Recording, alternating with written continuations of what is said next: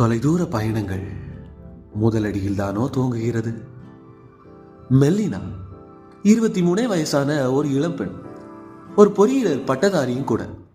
5 அடி உயரம், 52 கிலோ எடை, நீள்வட்ட முகம், சுருள் முடி, தெளிந்த முக லட்சணம், கருப்பும் இல்லாம சிவப்பும் இல்லாம ஒரு மாநிறம்.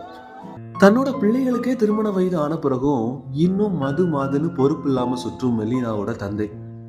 மற்றொரு பக்கம் பெண்கள் அன்றாடம் சந்திக்கும் பாலியல் சீண்டல்களை வெளிச்சப்படுத்தி காட்டும் தொலைக்காட்சிகள் மூலமா பெண்கள் என்றாலே ஆண்களுக்கு காம பொம்மைகளா அப்படிங்கிற எண்ணத்துல இருக்கிற மெல்லினா. அதனாலவோ என்னவோ எனக்கு ஆம்பளைங்களே பிடிக்கல, காதலும் வேண்டாம் கல்யாணமும் வேண்டாம் என்ற தெளிந்த நோக்கில் பயணிக்கும் ஒரு இந்திய குடிமகள் தான் இந்த மெல்லினா.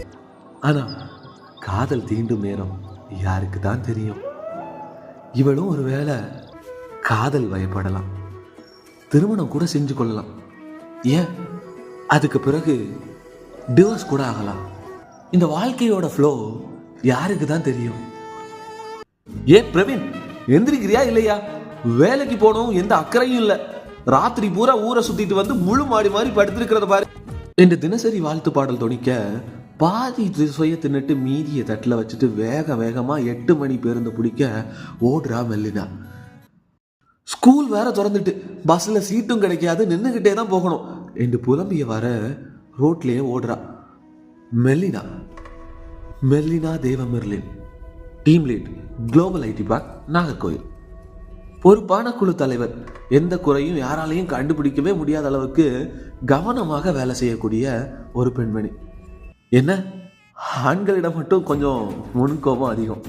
அதனாலேயே கிளை மேலாளர் கிருபாவுக்கும் இவளுக்கும் எப்பவும் இருக்கும் ஒரு பனிபோர்.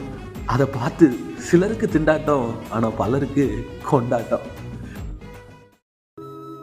இப்படி நகர்ந்துட்டு இருக்கிற மெல்லினாவோட வாழ்க்கையில லெலின் எங்கிருந்து வந்தான்? இந்த லெலின் யாரு? இவங்க 2 பேருக்கும் திருமணம் ஆச்சா ஆகலையா? அப்போ விவாகரத்து யாரு கூட தான் ஆச்சு? இப்படி பல கேள்விகளுக்கு விட தெரியணும்னா கொஞ்சம் பொறுத்திருந்து தான் கேளுங்க.